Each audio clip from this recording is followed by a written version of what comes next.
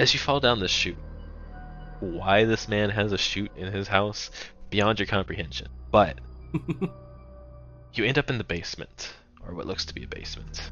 And there's two ways out, one up the stairs that goes into the hallway, and one that goes out. You see a hallway, and you feel a draft coming from that direction. So you feel like it is pitch black, though. The only light that you see is coming from the hallway, and you hear voices.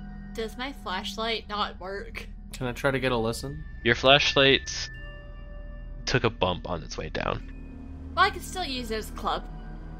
Can I try to eavesdrop on the voices? Yes, you can.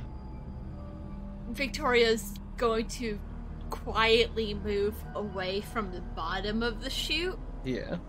so we won't be where people expect us to be. As you try and listen to the voices, you hear Victoria fall. Mm. And Ow! you hear the voices outside just incomprehensible. Not a language you've ever heard. Oh, I was gonna say, not because I can't hear them right, but because their language is not one I speak. Yes, it does not sound anything like English. It does not sound anything like Spanish, French. How many languages do you think that Gabriella would be acquainted with? Doesn't have to know them. Gabriella would know English, Spanish, French, and I think probably German? Just from... Okay. Yeah. Yeah, the news, you've heard German, you've heard French, you've heard all of the Western leaders. What language they're talking in just doesn't sound romantic, it doesn't sound Germanic. Do with that what you will. You said it's just dark and I can hear the people talking from the hallway? Is that where the draft is coming from, or is the draft coming from the other exit? The draft seems to be coming from the other way. You can vaguely make out in the darkness some shapes in here, and then what looks to be a door that leads out. Or not a door, but like a hallway. I check with Bosco to see how he's feeling. Bosco is pointing at something. And at this point, you've kind of like fumbled with your flashlight, Victoria, enough for it to have turned back on. Okay, she's gonna look around and she's gonna keep her flashlight pointed down so if there's any windows it might not go through them. You see sacks on the ground. Actually, better. She's gonna cup her hand over it to kind of diffuse the light a little bit so no one can see as well, but she can get a feel for what's around. Yeah, as you start looking around a little bit, you're keeping it down, you're trying not to draw attention to it. You see these sacks on the ground, you see some wine kind of just hanging out. It looks like this is the wine cellar that he was talking about earlier. But yeah, you also see some crates, and that's about it. What is Bosco pointing at that I see in the light? The bags. Oh, the bag? Kind of take the knife and pry one of the bags open. Okay. I need you to roll both sanity and constitution. Bosco, come on! Yeah. I was just saying Victoria will step closer when she sees Gabriella doing that to give her a little more light. Yeah, I'm fine with my constitution. I'm not so great with my sanity. Victoria, I'll need you to roll the same. Okay, constitution is good. Oh, Hey, I did well that time. you're doing great. So, starting with Gabriella. Terrible odor.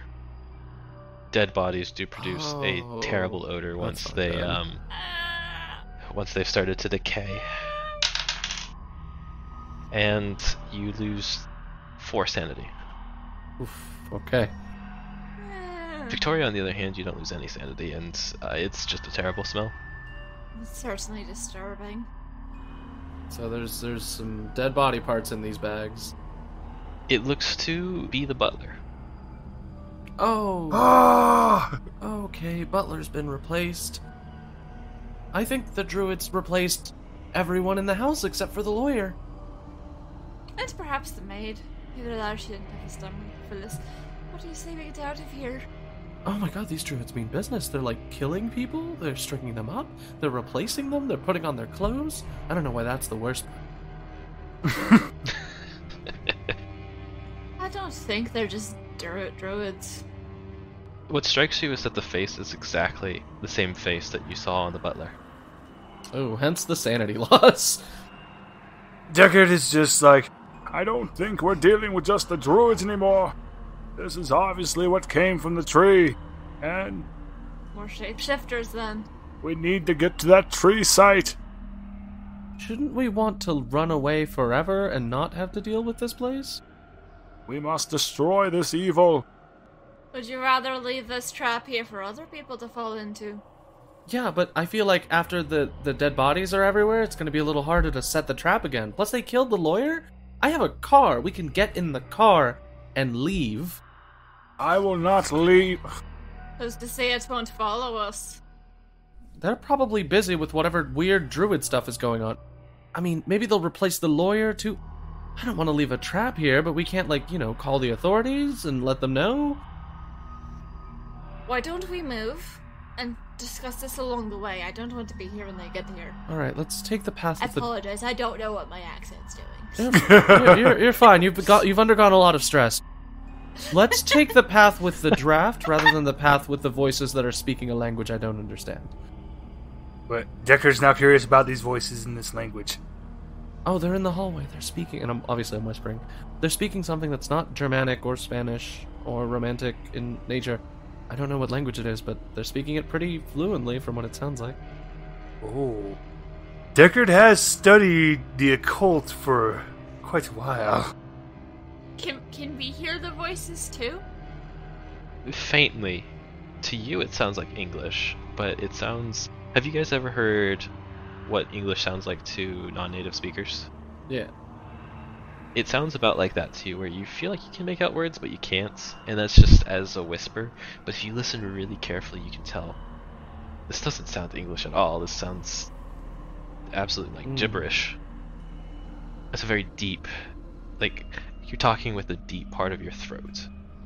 It sounds like they are, and it's wispy. Oh, wait. Oh, did you see another ghost, Deckard? Deckard's just, let's go the other way. We're Yes. just going to ignore these voices and, yes, I want no part of this. All right, fair enough. Agreed. So let's get a move on. So Victoria's gonna point her flashlight towards the way we're going, uncover it so she can get her knife back and have it at the ready. I need you to roll a Constitution check, Victoria. You are still losing blood. Oh, the injury. Oh yeah, let's. Oh yeah. Let's Wait, let me patch do you up. let me do a first aid to help with that. Yeah. Yeah. So the blood loss isn't significant enough for you to have lost any more health. You do need to get that fixed soon. I have a 30. I have a 50. I'm gonna do first aid on my. I'm gonna be like, here, hold this for a second. I'm gonna first aid on myself. Yeah, hold the flashlight, because I don't have a gun. I just have the knife in one hand, and Yeah, I could do that, right? Yeah. Tell me what you're doing to yourself. So I'm gonna find a scrap of cloth or something, or maybe like take my jacket off or something to like wrap around to staunch the bleeding. Okay, go ahead and roll. Alright. Oh, come on. So, you look around and you find the scrap of cloth that you could probably just wrap around it, and it stops the bleeding. But you're probably going to need to disinfect that later. oof, yeah. Yeah. This'll work for now, but we need to go, and I'm probably going to need to go to the hospital. I might have a first aid kit in my car, but again, we have to go, play Nightmare Forest for a little bit. So, Flashlight? yep, here. She's gonna take the flashlight and she's gonna start leading the way into the tunnel that's got the draft coming through it, because I think that is where we're going, right? Yes. Yep. Yes. Oh. And as we're walking, did one of the druids crawl in through the window? I think I saw something coming up before I went down the slide. I don't want to talk about it. Oh, okay, fair enough. That certainly wasn't human, whatever that was. Okay. I've seen a lot of weird stuff today. We're just gonna move forward. We're just going to move forward with it. Yeah. We're just not gonna think about that for now. Yeah, no, it's fine. Ghosts are maybe real. Who knows? So, as you guys go down this hallway, the draft gets heavier and colder. And as you start to see more and more light at the end of the tunnel, you realize that you've been going down rather than straight or up. Oops. I think this might have been the wrong direction. We can always turn around if we're hit a dead end. But you do not hit a dead end. It opens up into a larger chasm. So chasm, like we can see the night sky if we look up? Yes. Oh, okay, so like a gash in the earth somewhere. Does it look climbable? Roll spot hidden. Oh, sure, I'll roll spot hidden. Let's find out. It looks climbable, Mm-hmm. but it also looks wet because of the rain. Oh, that's right. Do we see a tree stump anywhere? No. You believe that you have gone way past the property at this point, or at least what you had seen of the property. You know that the total land is a couple 100 acres, but most people, from what you know, have never seen beyond like the garden behind the house. So all we know is we are very far from the house. We aren't sure how to get back onto the property to get to the car. Oh, well, I guess we're stuck out here anyway, so let's look for your haunted tree. After we get out of this chasm, of course, and I look around to see, like, is there something at the other end of the chasm, or is it just... There seems to be a walkable path that leads further on into the chasm. Looking down, you can see lots of water. So if need be, you could just jump off into the water and see what happens. You aren't sure how deep it is, though. Yeah, that's fair. Plus, I don't want to have to track Bosco while I'm trying to survive being dumped down a river. Let's save that for our oh shit option. Right, let's just take the path. If things get hairy, we try to climb out, but it's going to be a hard climb, I'll tell you that for free. Alright, you guys continue down and down and down. And as you are walking, you hear this weird screech. Okay. And a tremor shakes the ground. Need you all to roll dexterity. Oh god, something just spoke up. No, it's fine. It's just localized earthquakes. Hurrah! We all succeeded! Oh, nice! We did! You all grab the wall, and as you do, you hear what sounds like bats behind you. And as you guys turn around, you don't see them at all. Oh. They seem to have flown off into the night. I don't like this. That seem to is carrying a lot of weight in that sentence. You're fine. It's Cthulhu, no we're not! Yeah, I mean, yeah, this is what we signed up for, though. Alright. So no bats. We haven't been knocked off our perch. Just gotta keep going. I guess. You guys keep walking, and you get to a part that starts to incline up. Okay, that's good. And it gets to a part where you have to climb, but these rocks seem to have not been drenched as much, and it seems to be a little less perilous. I'll just need strength or climb checks from you guys. Yay! Uh-oh. Folded like a napkin. Oh god! We all just fall straight on our ass. Oh man, this is great. For the viewers back home, we got a 47 on a 30, a 50 on a 20, and a 78. Just some heroic victories over here. We're doing great, guys. We got this. You guys try and climb this, and Gabriella, you're kind of leading the way at this point. You're determined to get out of here and do whatever you need to just be done with tonight. You try and climb up, and it takes you a second. It's not too awfully difficult. You fall down a couple times, you scuff your kneecap a little bit, you take 1 damage, but you are able to get out.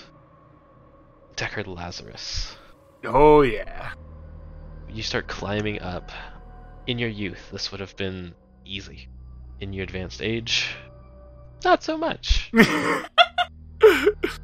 Gabriella lends you a hand, but on your way up, you kind of scuff like your legs, and the bottom of your trousers has ripped, and so the legs of your trousers are kind of exposed, and you have a little bit of blood kind of streaming down your legs. You'll go ahead and take 2. Oh! Damn it, my pants! Victoria's messed up shoulder's not doing her any favors right now. You are unable to get up, actually, by yourself. Oh. With your shoulder the way it is nearly impossible to climb unless you're going to open up that wound again, or cause it to bleed a lot more than it already was. You try, you don't succeed. Without hurting yourself, you could always push the roll if you'd like. Before she tries again, I think she'll ask, so either of you see anything up there that I can maybe hold on to help me climb up? I'm like lying on the dirt with like Bosco off of my shoulders because I've been trying to be very careful to make sure he doesn't have to slip or anything, and I just roll over and I'm like, what is around? The way that I imagine it is that Bosco just kind of like vaulted himself up, so he just like bounced off the wall. When Gabriella dies, I'll just make a sheet for Bosco. Decker just looks at Bosco and is just...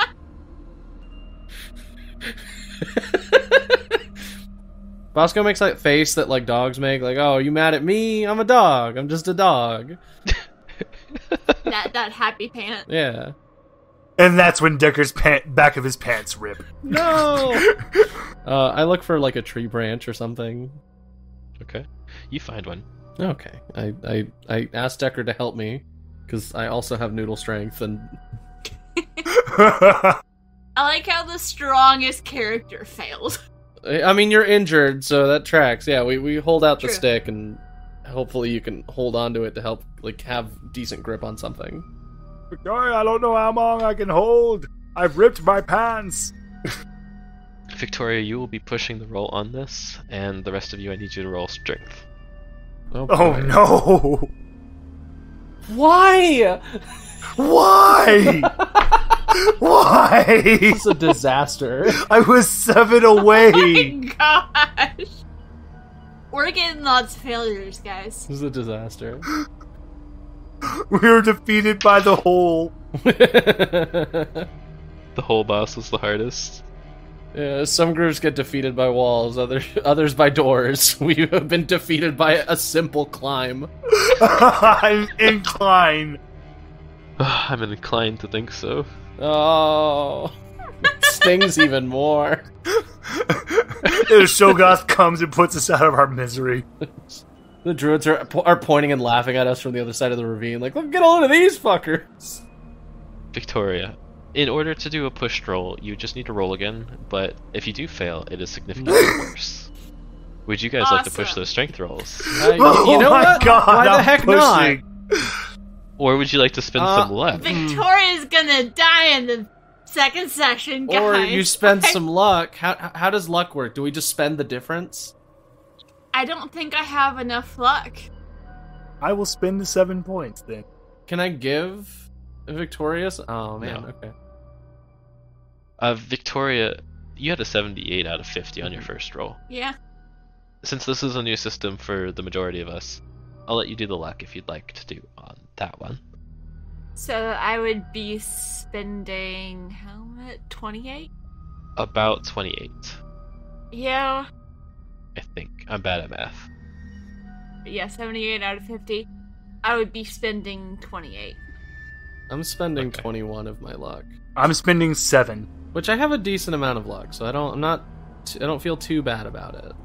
I spent a lot, but I'd rather us get out of this ravine mostly uninjured. I'm going to regret it later. Yeah. You'll get those back in small doses. That's like half of my luck.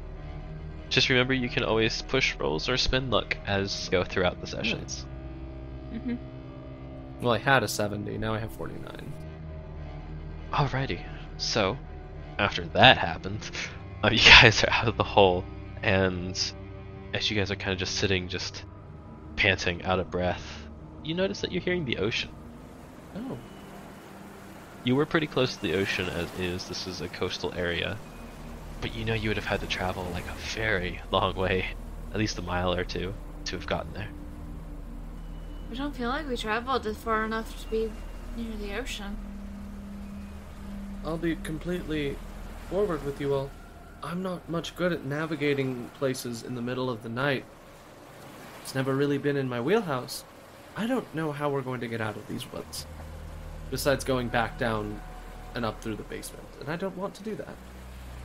Perhaps if we go closer to the water, we'll find some establishment of some kind. Maybe we'll run into a fisherman and he'll be a druid too. Victoria's just shaking her head. As you guys turn around, you see this chasm behind you. And it's just so weird. You've never heard of this chasm before. You're pretty sure that something this big wouldn't have been left out of news articles you've heard about Amesley or out of Amesley's letters. Like, this is something that someone would probably visit a couple of times. But as the sky is opening up, the storm clouds have passed, and the moon is... it's still pretty high in the sky, but it's on its way down. You turn back around and you see the mansion in the distance, and you feel at peace not being anywhere close to it right now. What would you like to do? Victoria's gonna look around and see if she sees any signs of life or buildings or roads that isn't the mansion. You don't really see any of those. It is a cliffside down to the beaches, so you know that there wouldn't be a lot, but you do see a path that is nearby that leads back towards the mansion. Wait. Deckard's just been kind of repeating a few things because he's just... Wait. A weird language with guttural tones. Impossible angles. Oh. I don't think these are druids anymore. Okay. What do you think they are? You're right, they're murderers now. They're worse than that. No, I mean, I think these might be some kind of cult or some kind of other deity. Oh. Because we were hearing a language that's outside of our comprehension. We've definitely traveled a distance that seems impossible in an impossible amount of time. To make something a little bit more clear, I feel like I skimped on the details for this. You have been walking for a decent amount of time. Oh yeah, no. Outside of character, Deckard would I definitely think these are Cult of Cthulhu. Oh no, yeah. But inside character, Deckard can't say this because it's fine. Because Deckard believing that it's impossible angles just gives Gabriella more gas for the theory that Deckard's just having a really bad day. What with the murder attempts, and is just misjudging how long we've been out and about. Gabrielle, don't look at me like that. Why? I haven't. Can Victoria roll a cult to see if she's following or what she can extrapolate from Deckard's logic? Absolutely, you may. I will not be rolling a cult. And when Deckard said stop looking at me like that, Gabriella goes, I didn't say anything. I'm letting you parse out your thought process. Ooh. Gabriella. Not me. Yeah. Not Gabriella. Victoria. Blech. I heard Gabriella last. I'm like, Oh, I do that too. It happens. Victoria. All of this is just a lot of information to process for you, and you somehow are able to do so with at least a cool mind. And you know enough about deities of the Celtic lore, but none of them sound to have the MO that this one seems to have, unless you are talking about the Fae. I don't know if it's a deity. I think it might be something with the Fae. You believe that the best place to look would be in that book that Deckard has. Deckard, do you still have that book? Deckard is going to pull out the book. Oh, that thing looks very old. The Book of Cycles lays before you. It's built on a Celtic burial ground. It's definitely something in the Fae, and I feel like some answers might be in there. Yes. Well, knowledge is very dangerous, but we must know. Here, let me see it. Victoria wants to start reading, or at least page through it. Okay. As you start paging through it, I need you to roll a d4 for me. Ooh. No. 3. Alrighty. So, you lose 3 sanity. It's fine. And you do gain 1 point of Cthulhu Mythos. Ooh. Ooh. Yay. So, as you are thumbing through it, you look at the table of contents. It's written in plain English for you. And you go ahead and you flip to burial grounds. Or is there something specific that you'd like to look at? Well, since you're thinking deities and powerful beings, if there's a cult to powerful beings, she would want to see if she could figure out maybe if this book has references to different powerful beings or organizations around them that this could be behind. She'll probably also would want to look at burial grounds too, because that's a for sure connection. So, how much time would you like to spend reading through this book? Deckard has no problem waiting. I was about to say if I can get away with it, like 30 minutes to an hour, just also give everyone else a chance to rest and catch their breath, and also if someone wants to try first aiding her shoulder a little better. I can try to do first aid. No guarantees.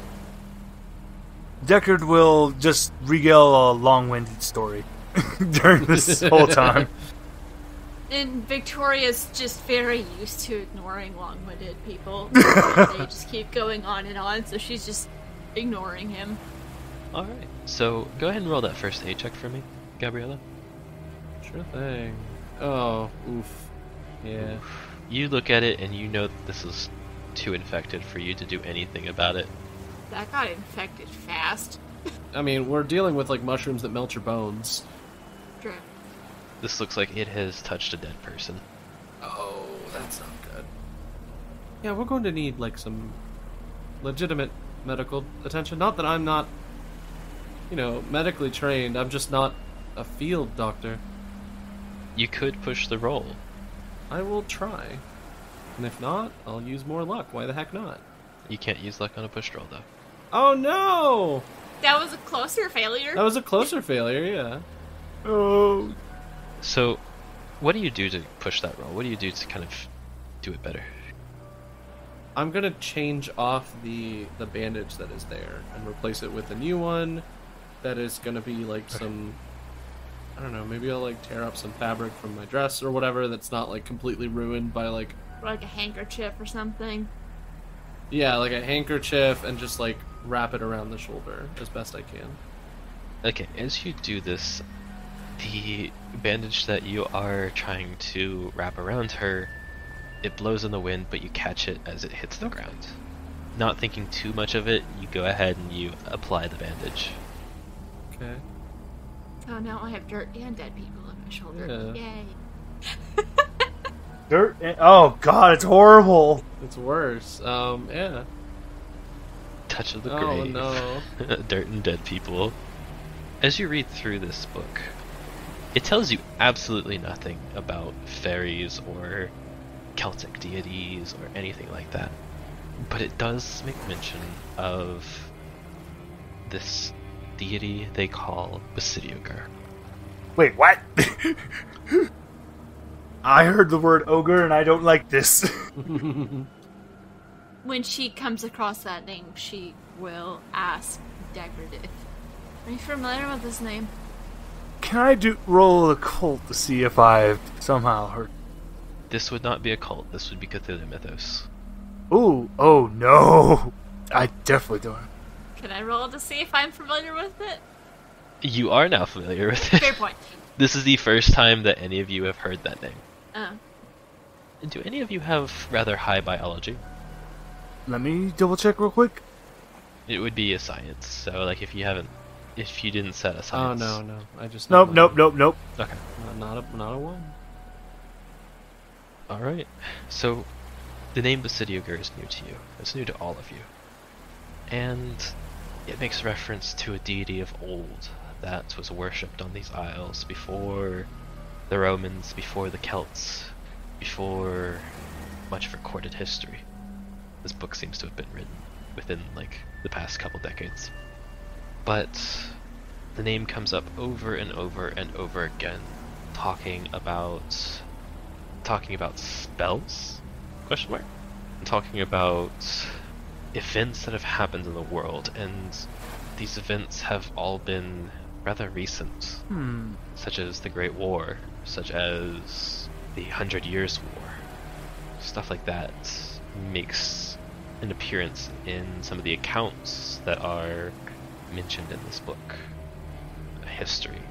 You go through the history pretty quickly. Perhaps a war deity, or the deity associated with war. Or chaos. Perhaps. You usually find that the followers of this are the ones that typically clean up the battlefields. Oh. Perhaps god of death, then. Oh. Oh no.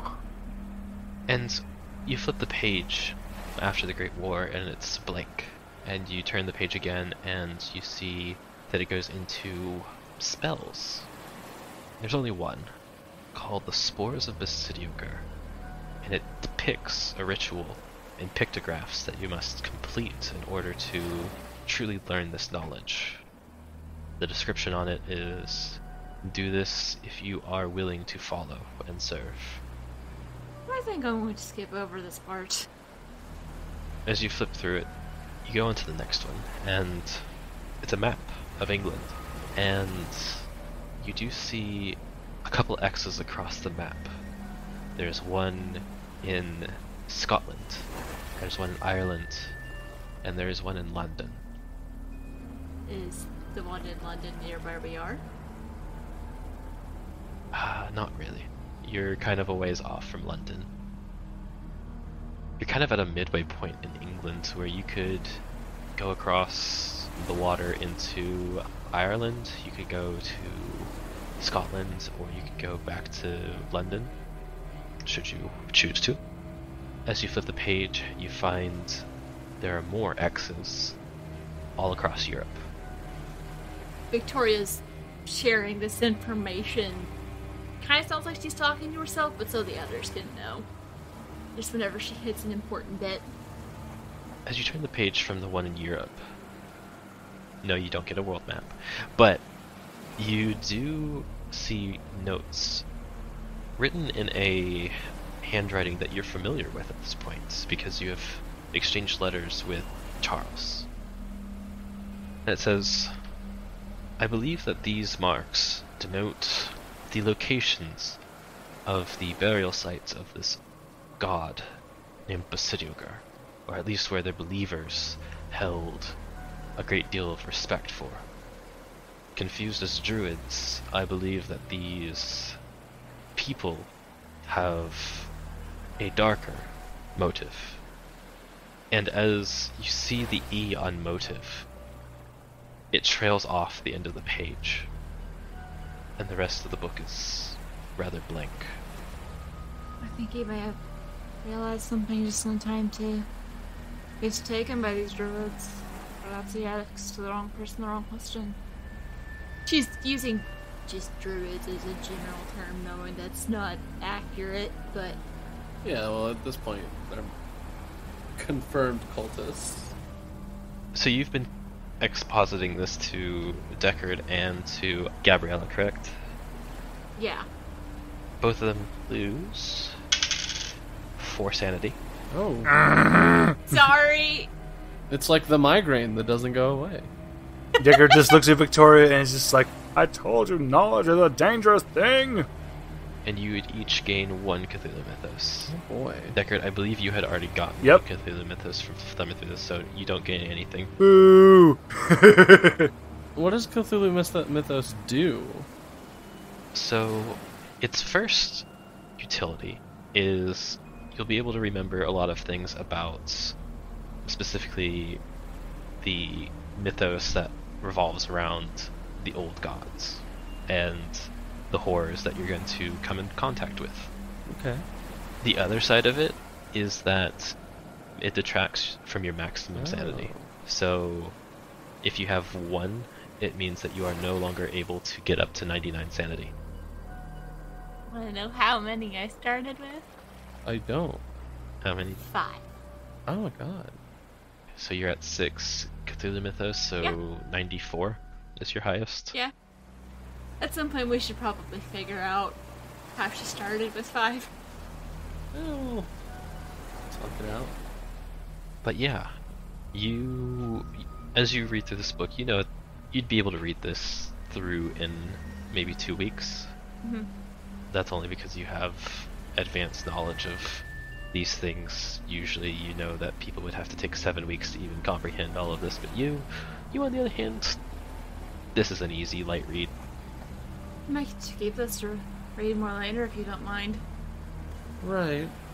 Although, maybe keep it to yourself, because hearing you talk about all those things, I don't know if a headache is the right word, but something felt off. Oh, sorry. It did feel off, and Gabriella, as much as of a skeptic as you are, it's almost like one of those points in your life where you feel like a secret of the world that you know to be true instinctively is true, and you continue to fight back against that. 100%. As the hour passes, what would you like to do? We should try to get back to my car or some form of vehicle and get you to a hospital. We can't leave you like this. Yeah, that would probably be a good idea. We can always come back after some medical attention and bring some authorities and burn this whole place down. Still not entirely sure if that's a good idea. I think burning the house down will potentially spread what it is. I think we need to get in contact with those that sent us here. So, whatever fake Fainsley was. I assume we're walking and talking at the same time, following the path. Yeah. Mm-hmm. Yeah, we're taking the path. Yeah. Yeah, gotta skirt around the property as much as possible, but we need to at least go in that direction. If you don't mind me asking, how did the two of you end up talking with Ainsley? How did that correspondence start? Needed some advice. Kept talking about certain delusions, and I figured I could do some small work over correspondence, and then the rest when I came to visit. But then the will was introduced, and if I'll be quite frank, I needed the money. So I was willing to go for it. Of course, I didn't expect any of this to happen. And I honestly thought this would just be a fairly simple night. Decker just points at the Book of Cycles. Information. Just more information along the grounds of pertaining to that subject. Now I understand why he was so knowledgeable. What about you, Victoria? I've always had an interest in the Fae and things that are beyond our understanding. You seem to have more information on that, so I started asking. Interesting. Gabriella, Mm-hmm. something clicks in your mind. Oh. The way that you found out about Ainsley was through a contact of yours by the name of Blackwell. Oh. Father Blackwell got you in correspondence with him. He wrote you a letter of recommendation to him, and you believe that maybe you should talk to him about this. I might have a lead. It would involve us leaving, but I don't think we're prepared for whatever this house has going on, given that everything in there has tried to kill us. We should go get more information and then come back. Maybe without authorities, maybe with someone else, but I know a Father Blackwell who put me in touch with Ainsley, and I don't believe he would do that by accident. And I know he's the priest of Butcher St. Chapel. Is that close? That is in London. Okay. we should travel back to London. You said the moon is setting, like the sun is starting to come up? The sun isn't coming up, the moon is heading down. If you look at the sky, it's a full moon, so it's about at 3 o'clock. It's been a long night for you guys. Yeah. Let's try to sneak to the garage, get my car, and we get out of here. Get you some medical attention, and we'll speak to Father Blackwell. Does that name sound familiar at all? The name does not strike either of you. Deckard is okay with this plan. It's like, yes, let's do this. I agree with this course of action. We are definitely not prepared for the evils that are in that home. Alright. Certainly aren't. Also, she wiggles her hands. Also, I'm worried about this feeling in my arm. Yeah, we should get that looked at right away. She's been, like, moving her hand, trying to keep circulation, but also, ow. Oh, yeah. So, there's like probably a stable or garage off to the side of the manor house, right? Yes. It doesn't seem like there's anybody outside. Okay, that's good. I check with Bosco to see if he has any vibes he wants to let me know about. Bosco's sniffing the air, but does not smell anything. Okay. I feel a little bit more comfortable now. Still the Bosco with the jelly on his head, right? Yeah, no, it's the same Bosco. I've been literally holding him and carrying him. With the jelly? Yeah, but we put jelly on his head so that we can recognize him. Have you checked for the jelly recently? Wait a minute, I don't like this line of questioning. When would I have lost sight of Bosco? The jelly's there. Okay, the jelly's still there. You're just messing with me. Bosco, I let him know as we're getting to the car. I mean, obviously I'm looking around, but if I don't see anybody, I'm gonna try to open the stable. Okay. You open up. It's a garage that you'd be entering into. And you see the cars there. It wasn't locked when you got there. Are the tires still intact? Yeah, that's what I was gonna check. The tires are still there. Okay. You look around all of the cars. Each of you came in your own separate car. Whether you leave in one car, it's up to you. Or this is going to be how you survive a bear attack. It's just like the fastest runner wins. Well, the thing about when you leave with more than one person in the car is make sure you know exactly how many people are in the car. Yeah, I pop the trunk. I check the seats. I'm not looking to be butler ambushed again. God, that butler's terrifying. You do not see the butler in any of the cars. Thank goodness. Do we see any signs of the maid? Out of character, when I was writing this session, I thought to put them in the trunk. Oh, God! I knew it! I decided against it a couple hours ago. They were gonna get a bullet to the face! That would have been so funny. It's just like, don't worry, we'll just get on out of here. We pop the trunk, there's just a dude inside. Oh, hello! Ba, ba, ba, ba, ba. You miss every shot and hit my car. You take out the tires. Damn it! I can't believe you missed all 4 shots and instead hit our tires. Hit all 4 tires. On all the cars! I don't know how you did that. You only used 4 bullets. With that, I let Bosco into my car. I kind of look over. If there's anything you want to get from your car, and move it into mine. I'd rehaul in one of the vehicles. Probably safest. That way we can keep an eye out if we have any others joining. Yeah, and I'll be completely fair. I don't think the murderous druid cult members have an interest in our automobiles. There might be other things. Well, we can always pick them up when we come back. So you guys have gotten into the cars. Yep. Yeah. Who wants to open up the garage so you can get out? Didn't we have to open the garage door to get into the garage? You had to open a human-sized door, not a car-sized. Okay, Deckard will open the garage door. I'm scared. As you open the garage door, you see the butler and some of the other servants of the house standing there. Oh, God damn it! You have been listening to Beyond the Crumbling Veil, a Call of Cthulhu 7e actual play podcast by Styx Helix Productions. Part of Pseudonym Social, a creative podcast network changing reality one story at a time. If you enjoy the show, please consider leaving us a review on iTunes or Podchaser or wherever you're listening, because it helps people find us and we appreciate it so much. Beyond the Crumbling Veil is DM'd by John Foman of Styx Helix Productions. Deckard Lazarus is played by Brian from Dungeons & Pop. Gabriella Slaughter is played by Ian, who you can find in actual plays near you and is at Ian Caliente on Twitter. And Victoria McGuire is played by Brianna Jean, who you can find at Brianna Jeans on Twitter. Are you looking for a D&D podcast with a dark side? Something more like Game of Thrones and less like Monty Python? Tale of the Manticore is part dark fantasy audio drama, part solo D&D RPG. There's no plot armor here. The dice make all the important decisions.